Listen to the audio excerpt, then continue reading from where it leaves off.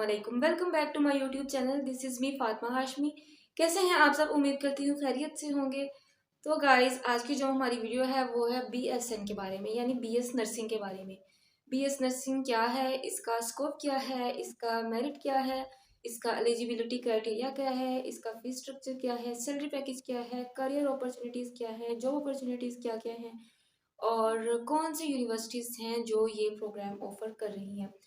आज उस पर हम सब डिटेल्ड में बात करेंगे, लेकिन उससे पहले मुझे लगता है मुझे आप लोगों को थोड़ी सी मोटिवेशन की ज़रूरत है। थोड़ी सी नहीं बल्कि बहुत ज़्यादा मोटिवेशन की ज़रूरत है, क्योंकि अभी रिसेंटली एम कैट हुआ है। उसमें से कुछ बच्चे जो हैं वो अल्लाह के फजलो करम से पास हो चुके हैं, और जो कुछ बच्चे हैं वो रह गए हैं। जो रह गए हैं वो बहुत ज़्यादा डिसअपॉइंट हो चुके हैं, डिसहार्ट हो चुके हैं, और एक कंफ्यूज माइंड के साथ हैं कि अब वो क्या करें। और कुछ बच्चे जो हैं वो उनमें उनका माइंड जो है ना वो बिल्कुल डबल हो गया। वो ये सोच रहे हैं कि अगर हम रिपीट कर लें, और कुछ ये सोच रहे हैं कि हम आगे चले जाएं या किसी और फील्ड को चूज़ कर लेते हैं। लेकिन जो है ना वो एक कंफ्यूज माइंड के साथ है, डबल माइंड के साथ है। उनको समझ में नहीं आ रहा कि वो करें क्या, रिपीट करें या नेक्स्ट अपनी स्टडी को फर्दर स्टार्ट करें।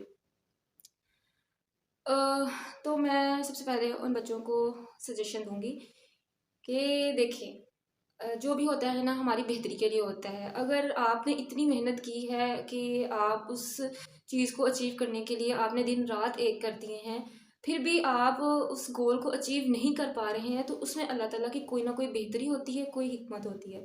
अल्लाह ताला जो इंसान के लिए फ़ैसला करता है ना वो बहुत बेहतर होते हैं, बेहतरीन फ़ैसले होते हैं वो हमारे लिए। तो कभी भी डिसअपॉइंट ना हो कि हम ये नहीं कर पाए या हम इस फील्ड में नहीं जा सके। बहुत से बच्चों का ख्वाब होता है, मैंने खुद ये चीज़ें अपनी आंखों से देखी हुई हैं। एफएससी में मोस्टली बच्चे ये कह रहे होते हैं कि हमने एमबीबीएस करना है या हमने बीडीएस करना है। तो जिनका एमबीबीएस में नहीं होता वो बीडीएस में चले जाते हैं, और जिनका एमबीबीएस और बीडीएस में दोनों नहीं में नहीं होता वो बहुत डिसअपॉइंट हो जाते हैं। कुछ बच्चे ऐसे होते हैं जो वो मेडिकल फील्ड को ही छोड़ देते हैं। वो कहते हैं बस एमबीबीएस और बीडीएस में नहीं हुआ तो कहीं भी नहीं होगा हमारा। तो वो फिर अपना कोई अलग ही वे चूज़ कर लेते हैं। तो सबसे पहले मैं आपको ये बताना चाहूँगी कि अगर आपका नहीं हो रहा है इन दोनों में, तो आपके पास और भी बहुत सारे फील्ड्स हैं, बहुत सारे फील्ड्स हैं। मैंने उन फील्ड्स पर डिटेल्ड वीडियोस भी बनाई हुई हैं। आप चाहें तो उनको देख सकते हैं। उनका लिंक मैं डिस्क्रिप्शन बॉक्स में दे दूँगी, आप उनको चेकआउट ज़रूर कर लीजिएगा। और दूसरी बात ये है कि बच्चे जो हैं वो चाह रहे हैं कि हम रिपीट कर लें। तो रिपीट करने वाले बच्चों के लिए मेरी सजेशन ये है कि देखिए, अगर आप रिपीट करते हैं ना, तो पिछले साल के जो बच्चे होते हैं वो भी आ जाते हैं, और जो नए बच्चे होते हैं वो भी आ जाते हैं। तो कंपटीशन बहुत ज़्यादा बढ़ जाता है, और जो एमबीबीएस और बीडीएस में एडमिशन के चांसेस पहले से भी ज़्यादा कम हो जाते हैं। तो अगर आपने रिपीट करना है तो इस बात को आपने जहन में रखना है कि आपके लिए चांसेस कम हैं, ज़्यादा नहीं है, क्योंकि कंपटीशन ऑटोमेटिकली बढ़ जाता है। और जब कंपटीशन बढ़ जाता है तो चांसेस कम हो जाते हैं, क्योंकि जो नए बच्चे आ रहे होते हैं उनकी भी ख्वाहिश होती है कि उनकी ये कोशिश भी होती है कि लास्ट ईयर जो है वो ये मेरिट रहा है, हमने इस मेरिट को क्रॉस करना है, यानी इससे 1% 2% हमारा ऊपर ही होना चाहिए। तो ये थी रिपीट वाले बच्चों की सजेशन। और हाँ, अगर आप इसलिए रिपीट करना चाह रहे हैं कि आपके मार्क्स की जो परसेंटेज है या मार्क्स जो हैं वो बहुत कम है, यानी आपका किसी भी फील्ड में एडमिशन नहीं हो रहा, लाइक आप अपने मार्क्स 60% इंक्रीज़ करना चाह रहे हैं, 70% इंक्रीज़ करना चाह रहे हैं, या इससे अब थोड़े बहुत मतलब इंक्रीज़ करना चाह रहे हैं, तो फिर आप कर सकते हैं। It's not a big deal. तो अब हम बात करते हैं उन बच्चों के लिए जो आगे फर्दर स्टडी स्टार्ट करना चाहते हैं, यानी अब वो कह रहे हैं जो पीछे हो गया सो हो गया, अब हम आगे एक नया स्टेप लेते हैं। और वो स्टेप वो लेते हैं एक डिसअपॉइंट माइंड के साथ, एक डिसहार्ट होकर वो आप चीज़ को चूज़ करते हैं, यानी अपना सेकंड ऑप्शन चूज़ करते हैं कि चलो कोई नहीं, एमबीबीएस में नहीं हुआ, बीडीएस में नहीं हुआ, तो इसमें तो एटलीस्ट हो ही जाएगा ना, कोई कहीं ना कहीं तो हम मेडिकल फील्ड में है ना। तो ऐसे जहन के साथ आप कभी भी मत चूज़ करें।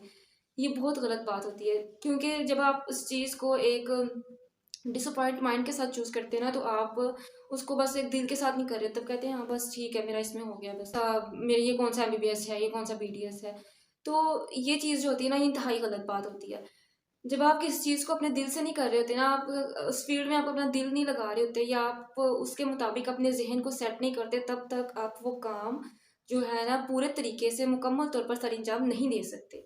आप उस फील्ड में आगे नहीं बढ़ सकते, आप उस फील्ड में एक प्रोफेशनल नहीं बन सकते, क्योंकि आप उस चीज़ को एक्सेप्ट नहीं कर पा रहे होते। सबसे पहली बात ये होती है कि आपने उस चीज़ को दिल से एक्सेप्ट करना है, उस फील्ड को दिल से एक्सेप्ट करना है, ताकि आप जो हैं उस फील्ड में आगे जा सकें और वो फील्ड जो है ना आपके लिए आपका करियर हो, आपका सब कुछ हो। तो ये थी मेरी आज की थोड़ी सी मोटिवेशनल बातें जो मैंने आप लोगों को बता दी, और इन पर गौर ज़रूर करना है। तो अब हम बात करते हैं अपनी वीडियो के बारे में, बीएसएन के बारे में, यानी बीएस नर्सिंग के बारे में। बीएस नर्सिंग जो है वो 4 ईयर डिग्री प्रोग्राम है। इसमें आप अपनी जो एडवांस थिंकिंग स्किल्स हैं वो सीखते हैं, आप इसमें वैल्यूज़ एंड प्रोफिशिएंसी सीखते हैं, और इसमें आप क्रिटिकल केयर के बारे में सीखते हैं। It is necessary for a professional nursing practice. ठीक हो गया, ये मैंने आपको बता दिया नर्सिंग में आप क्या पढ़ते हैं, क्या सीखते हैं, आपको क्या करना होता है। और वैसे आमतौर पर नर्सिस का जो रोल होता है हॉस्पिटल में, वो सब मोस्टली लोग जो है ना वो जानते हैं कि नर्सिस का रोल क्या होता है। अब हम इसकी एलिजिबिलिटी क्राइटेरिया की बात करते हैं, तो इसका जो एलिजिबिलिटी क्राइटेरिया है वो एटलीस्ट 60% मार्क्स एफएससी में होना ज़रूरी है। प्राइवेट में जो है वो 60% आपके मार्क्स होते हैं, लेकिन गवर्नमेंट में जो है वो आपका मेरिट बेस्ड एडमिशन होता है। अब मैं आपको इसका मेरिट बता देती हूँ। तो जो इसका मेरिट है गवर्नमेंट सेक्टर में वो है 79 to 80%, ये इसका क्लोजिंग मेरिट है। और जैसे जैसे टाइम गुजरता जा रहा है वक्त के साथ साथ इसका जो मेरिट है वो भी हाई होता जा रहा है, जैसे हर फील्ड का होता है। और अगर हम इसकी प्राइवेट में फ़ी की बात करते हैं, तो प्राइवेट में जो इसकी पर सेमेस्टर के हिसाब से या पर एनम के हिसाब से जो फ़ी आती है वो 80 to 90 के पर एनम या पर सेमेस्टर। ये यूनिवर्सिटी पे डिपेंड करता है कि वो आपको सेमेस्टर सिस्टम से करवा रही है या एनुअल सिस्टम में करवा रही है। अगर मैं इसकी फैसिलिटीज़ की बात करूँ, तो अगर हम बीएस नर्सिंग करते हैं और ये मेडिकल फील्ड का वाहिद प्रोग्राम है जिसमें गवर्नमेंट यूनिवर्सिटीज़ में या गवर्नमेंट इंस्टीट्यूट्स में जो है वो कोई फ़ी नहीं ली जाती, बिल्कुल भी फ़ी नहीं ली जाती, बल्कि आपको दिया जाता है।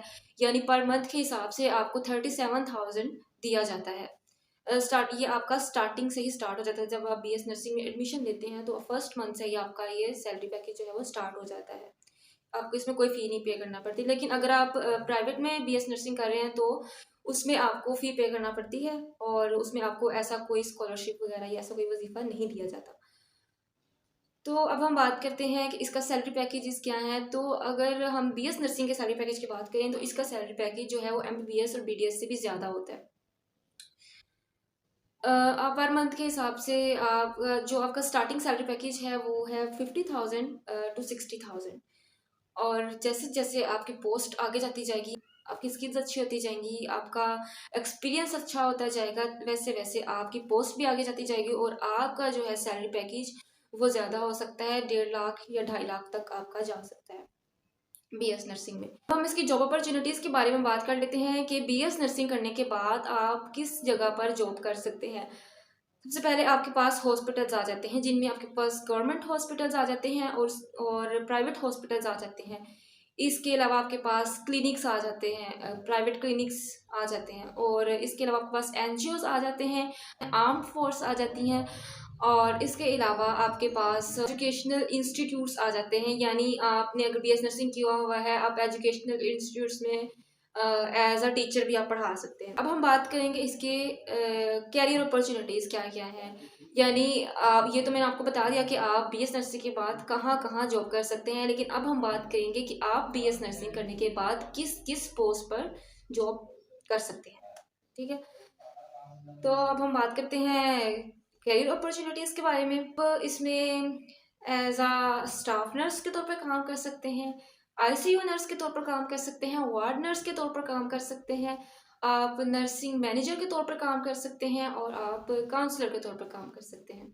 योर पोजीशन और डेजिग्नेशन। तो अब हम बात कर लेते हैं इनकी यूनिवर्सिटीज़ की कि कौन कौन सी यूनिवर्सिटीज़ ये प्रोग्राम ऑफर कर रही हैं। तो सबसे पहले इनमें आ जाती है king Edward medical university Lahore, जो कि म्यो हॉस्पिटल के साथ अटैच है। और इसके अलावा आपके पास आ जाती है निश्तर मेडिकल कॉलेज मुल्तान, जो कि निश्तर हॉस्पिटल के साथ अटैच है। Liaquat university of medical and health sciences Jamshoro, Dow medical university Karachi. और इसके बाद आपके पास आ जाती है Khyber medical university Peshawar, the university of Faisalabad, the university of Lahore, Allama Iqbal medical and dental college Lahore, ये जिनाह हॉस्पिटल के साथ अटैच है। इसके बाद आपके पास आ जाता है the college of nursing female Larkana, the college of nursing male Larkana, the college of nursing Nawabshah. उसके बाद आपके पास रहता है post graduate college of nursing Peshawar. Sheikh Zayed medical and dental college Rahim Yar Khan, ये शेख ज़ैद हॉस्पिटल के साथ अटैच है। और इसके बाद आपके पास आ जाता है college of nursing arm forces और Jinnah medical and dental college Karachi. ये थे आपके पास टॉप के यूनिवर्सिटीज़ और इंस्टीट्यूट्स जो कि आपको बीएस नर्सिंग ऑफर कर रहे हैं। इसके अलावा बहुत से इंस्टीट्यूट्स ऐसे हैं जो किसी यूनिवर्सिटी के साथ एफिलिएट होते हैं और वो भी आपको जो है बीएस नर्सिंग की डिग्री ऑफर कर रहे हैं। तो गाइज़ ये थी आज की हमारी वीडियो। मैंने आपको बीएस नर्सिंग के बारे में डिटेल से बता दिया और मैंने आपको ये भी बता दिया कि आपको रिपीट करना चाहिए कि नहीं चाहिए और आपको फर्दर कहाँ कहाँ एडमिशन लेना चाहिए, कैसे लेना चाहिए, वो सब भी मैंने आपको बता दिया। और बाकी जो मेरी मेडिकल फील्ड से रिलेटेड वीडियोस हैं उनका लिंक मैं इस वीडियो के डिस्क्रिप्शन बॉक्स में दे दूँगी, आप वहाँ से उसको चेकआउट कर सकते हैं। और मैं इंस्टाग्राम का लिंक भी डिस्क्रिप्शन बॉक्स में दे दूँगी। Do follow me on Instagram. Please like share and subscribe my YouTube channel. मुझे दुआ में याद रखिएगा। मिलते हैं नेक्स्ट वीडियो में, तब तक के लिए अल्लाह हाफिज़।